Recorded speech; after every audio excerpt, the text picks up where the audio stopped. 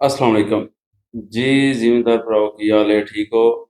ਜਿਸ ਤਰ੍ਹਾਂ ਦੇ ਤੁਸੀਂ ਜਾਣਦੇ ਹੋ, ਜਦੋਂ ਵੀ ਆਉਂਦਾ ਸਜਾਦ ਗੁੱਜਰ ਤੁਹਾਡੇ ਵਾਸਤੇ ਕੋਈ ਨਾ ਕੋਈ ਇਨਫੋਰਮੇਸ਼ਨ ਲੈ ਕੇ ਹੀ ਆਉਂਦਾ। ਤੇ ਅੱਜ ਅਸੀਂ ਗੱਲ ਕਰਾਂਗੇ ਕਿਹੜੀਆਂ-ਕਿਹੜੀਆਂ ਖਾਦਾਂ ਨੇ ਜਿਹੜੀਆਂ ਇੱਕ ਦੂਜੇ ਦੇ ਨਾਲ ਮਿਲਾ ਕੇ ਮਿਕਸ ਨਹੀਂ ਕਰ ਸਕਦੇ, ਜਿੱਥੋਂ ਅਸੀਂ ਨੁਕਸਾਨ ਉਠਾਉਂਦੇ ਹਾਂ। ਕਿਉਂਕਿ ਸਾਨੂੰ ਇਹ ਇਲਮ ਨਹੀਂ ਹੁੰਦਾ ਕਿ ਇਹ ਖਾਦ ਉਹਦੇ 'ਚ ਮਿਕਸ ਕਰਨੀ ਹੈ, ਇਹ ਖਾਦ ਉਹਦੇ ਨਾਲ ਮਿਲਾ ਕੇ ਦੇਣੀ ਹੈ ਕਿ ਨਹੀਂ ਦੇਣੀ। ਇੱਥੋਂ ਅਸੀਂ ਬੜਾ ਹੀ ਨੁਕਸਾਨ ਉਠਾਉਂਦੇ ਹਾਂ, ਕਿਉਂ? ਸਾਨੂੰ ਇਲਮ ਨਹੀਂ ਹੁੰਦਾ। ਮਿਸਾਲ ਦੇ ਤੌਰ 'ਤੇ ਅੱਜ ਮੈਂ ਤੁਹਾਨੂੰ 2-3 ਖਾਦਾਂ ਐਸੀਆਂ ਦੱਸਣਾ, ਜਿਹੜੀਆਂ ਖਾਦਾਂ ਇੱਕ ਦੂਜੇ ਦੇ ਨਾਲ ਮਿਲਾ ਨਹੀਂ ਸਕਦੇ। ਜਦੋਂ ਵੀ ਮਿਲਾਓਗੇ ਉਦੋਂ ਹੀ ਨੁਕਸਾਨ ਹੀ ਹੋਊਗਾ। ਜਿਹੜੇ ਦੋਵੇਂ ਚੀਜ਼ਾਂ ਆਪਸ 'ਚ ਮਿਲਣਗੀਆਂ, ਉਹ ਦੋਏ ਹੀ ਮਿਲ ਕੇ ਫਸਲ ਨੂੰ ਕੋਈ ਫਾਇਦਾ ਨਹੀਂ ਦੇਣਗੀਆਂ। ਉਹ ਰਫ ਹੋ ਜਾਣਗੀਆਂ, ਜ਼ਾਇਆ ਹੋ ਜਾਣਗੀਆਂ। ਸਭ ਨਾਲੋਂ ਪਹਿਲਾਂ ਤਾਂ ਮੈਂ ਗੱਲ ਕਰਨਾ ਐਸਓਪੀ, ਜਿਹੜੀ ਐਸਓਪੀ ਪੋਟਾਸ਼ੀਅਮ ਸਲਫੇਟ, ਜਿਹਨੂੰ ਪੋਟਾਸ਼ ਵੀ ਕਹਿੰਦੇ ਨੇ।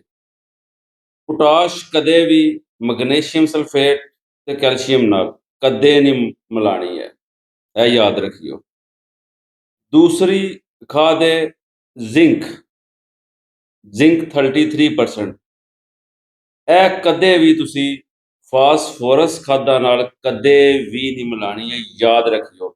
ਜਦੋਂ ਵੀ ਮਿਲਾਓਗੇ, ਉਹ ਜਿਹੜੀ ਵੀ ਖਾਦ ਉਹਦੇ ਨਾਲ ਫਾਸਫੋਰਸ ਅਗਰ ਮਿਲਾਉਂਦੇ ਹੋ ਤੇ ਉਹ ਜ਼ਾਇਆ ਹੋ ਜਾਣੀ ਹੈ, ਯਾਦ ਰੱਖਿਓ। ਜ਼ਿੰਕ ਕਦੇ ਵੀ 33% ਫਾਸਫੋਰਸ ਨਾਲ ਨਹੀਂ ਮਿਲਾਣੀ। ਹਾਂ, ਤੁਸੀਂ ਅਗਰ ਕੋਈ ਮਿਲਾਣੀ ਵੀ ਹੈ, ਥੋੜੀ ਬਹੁਤ ਮਿਲਾਣੀ ਹੈ, ਤੁਸੀਂ ਜ਼ਿੱਦੂ ਨਹੀਂ ਵਰਤਣਾ, ਤੇ ਫਿਰ ਤੁਸੀਂ ਚਿਲੇਟਿਡ ਜ਼ਿੰਕ, ਜਿਹੜੀ ਹੁੰਦੀ ਚਿਲੇਟਿਡ ਜ਼ਿੰਕ, ਉਹ ਤੁਸੀਂ ਫਾਸਫੋਰਸ ਨਾਲ ਮਿਲਾ ਸਕਦੇ ਹੋ।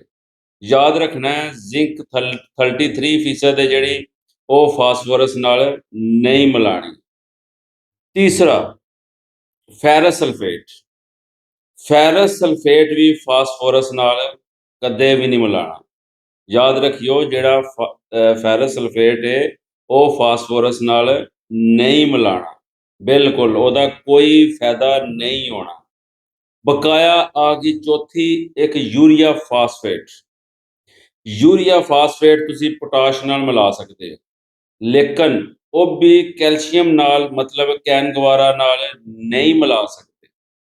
ਇਹ ਯਾਦ ਰੱਖਿਓ ਕਿ ਯੂਰੀਆ ਫਾਸਫੇਟ ਵੀ ਤੁਸੀਂ ਕੈਨਗਵਾਰਾ, ਕੈਲਸ਼ੀਅਮ ਨਾਲ ਨਹੀਂ ਮਿਲਾ ਸਕਦੇ, ਕਿਉਂਕਿ ਅਸੀਂ ਇੱਥੋਂ ਹੀ ਮਾਰ ਖਾ ਜਾਂਦੇ ਹਾਂ। ਕਿਉਂਕਿ ਸਾਨੂੰ ਅਸਲ ਵਿੱਚ ਨਾ, ਫਾਰਮਰ ਨੂੰ, ਜ਼ਿਮੀਂਦਾਰ ਭਰਾ ਨੂੰ ਕਈ ਚੀਜ਼ਾਂ ਦਾ ਨਹੀਂ ਪਤਾ। ਇਹ ਨਹੀਂ ਪਤਾ, ਆਖਦੇ ਸੀ ਕਿ ਸਮਝਦਾਰ ਨਹੀਂ, ਸਾਡੇ ਨਾਲੋਂ ਜ਼ਿਆਦਾ ਸਮਝਦਾਰ ਹੈ ਜ਼ਿਮੀਂਦਾਰ। ਲੇਕਿਨ ਜਿਹੜੀਆਂ ਨਵੀਆਂ ਖਾਦਾਂ ਆਉਂਦੀਆਂ ਪਈਆਂ ਨੇ, ਤੇਜ਼ਾਬੀ ਖਾਦਾਂ ਆਉਂਦੀਆਂ ਪਈਆਂ ਨੇ, ਉਹਦਾ ਇਲਮ ਹੋਣਾ ਵੀ ਜ਼ਰੂਰੀ ਹੈ, ਉਹਦੇ ਫਾਰਮੂਲਿਆਂ ਦਾ ਪਤਾ ਲੱਗਣਾ ਵੀ ਜ਼ਰੂਰੀ ਹੈ।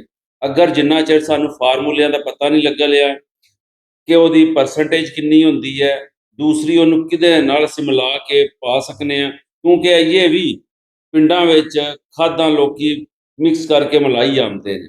ਤੇ ਮੈਂ ਕਈ ਵਾਰੀ ਵੀਡੀਓ ਚਾਹਣਾ ਕਿ ਜਿਹੜੀ ਵੀ ਤੁਸੀਂ ਖਾਦ ਪਾਉਂਦੇ ਹੋ ਨਾ, ਉਹਨੂੰ ਥੋੜਾ ਵਕਫਾ ਦੇ ਕੇ ਪਾਓ, ਤੁਹਾਨੂੰ ਪਤਾ ਤਾਂ ਲੱਗੇ ਉਹਦਾ ਫਾਇਦਾ ਹੋਇਆ ਵੀ ਹੈ ਕਿ ਨਹੀਂ ਹੋਇਆ।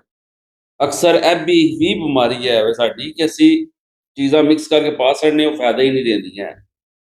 ਇਹ ਚੀਜ਼ ਯਾਦ ਰੱਖਣੀ ਹੈ ਕਿ ਤੁਸੀਂ ਜਿਹੜੀਆਂ ਮੈਂ ਤੁਹਾਨੂੰ ਖਾਦਾਂ ਦੱਸੀਆਂ ਨੇ, ਇਹ ਤੁਸੀਂ ਇੱਕ ਦੂਜੇ ਨਾਲ ਨਹੀਂ ਮਿਲਾਣੀ। ਇਹ ਬਿਲਕੁਲ ਯਾਦ ਰੱਖਿਓ ਕਿ ਇੱਕ ਦੂਜੇ ਨਾਲ ਨਹੀਂ ਮਿਲਾਣੀ ਹੈ। ਬਕਾਇਆ ਤੁਸੀਂ ਕਿਤੇ ਕੋਲੋਂ ਵੀ ਤੁਸੀਂ ਖਾਦ ਲੈਂਦੇ ਹੋ, ਜਿਹੜੀ ਕੰਪਨੀ ਕੋਲੋਂ ਵੀ ਤੁਸੀਂ ਖਾਦ ਲੈਂਦੇ ਹੋ, ਤੁਸੀਂ ਉਹਦੇ ਕੋਲੋਂ ਇਨਵਾਇਸ ਜ਼ਰੂਰ ਲੈਣੀ ਹੈ। ਇਹ ਮੈਂ ਬਾਰ-ਬਾਰ ਹਰ ਵੀਡੀਓ 'ਚ ਯਾਦ ਤੁਹਾਨੂੰ ਦਿਲਾਉਂਦਾ ਰਹਿੰਦਾ ਵਾਂ।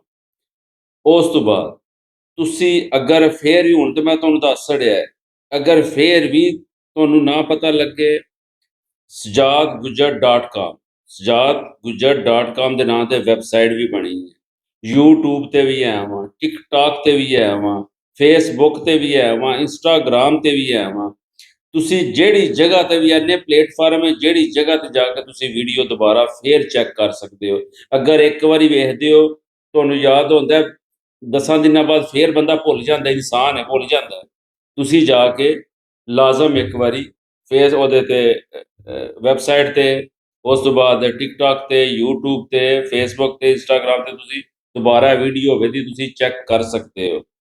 ਬਕਾਇਆ ਸਕਰੀਨ 'ਤੇ ਨੰਬਰ ਦਿੱਤੇ ਹੁੰਦੇ ਨੇ। ਫਿਰ ਵੀ ਅਗਰ ਮੇਰੇ ਨਾਲ ਰਾਬਤਾ ਕਰਨਾ ਹੋਵੇ, ਕੋਈ ਮਸ਼ਵਰਾ ਲੈਣਾ ਹੋਵੇ, ਤੇ ਭਰਾ 24 ਘੰਟੇ ਆਪਣੇ ਜ਼ਿਮੀਂਦਾਰ ਭਰਾਵਾਂ ਵਾਸਤੇ ਹਾਜ਼ਰ ਹੈ, ਇਹ ਯਾਦ ਰੱਖਿਓ।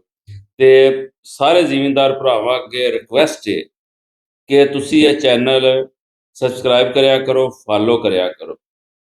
ਕਿਉਂ? ਤੁਸੀਂ ਜਿਲੇ ਸਬਸਕ੍ਰਾਈਬ ਕਰੋਗੇ, ਫਾਲੋ ਕਰੋਗੇ, ਮੈਨੂੰ ਪਤਾ ਪਿਆ ਲੱਗਦਾ ਹੈ ਕਿ ਮੇਰੇ ਭਰਾ ਵੇਖਦੇ ਪਏ ਨੇ।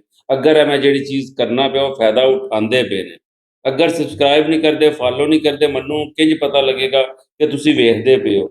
ਮੈਂ ਵੀ ਉਸੇ ਜਨੂੰਨ ਨਾਲ ਨਵੀਂ-ਨਵੀਂ ਵੀਡੀਓ ਬਣਾਵਾਂਗਾ ਕਿ ਆਪਣੇ ਜ਼ਿਮੀਂਦਾਰ ਫਾਰਮਰ ਭਰਾ ਨੂੰ ਪਤਾ ਲੱਗਦਾ ਰਹੇ। ਜਜ਼ਾਕੱਲਾ, अस्सलाम वालेकुम।